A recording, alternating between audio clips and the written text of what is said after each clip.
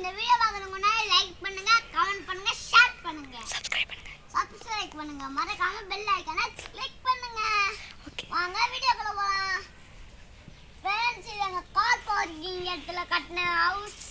எங்க குடும்பத்துல இருக்கிற எல்லாம் எங்க அக்கா நானு எங்க அண்ணா இது சேர்ந்து கட்டின வீடு. இது எப்படி இருக்குன்னு சூப்பரா இருக்கா பாருங்க. பார்த்து சூப்பரா இருக்கா இல்லையான்னு லைவ்ல அனுப்புங்க, கமெண்ட்ல அனுப்புங்க.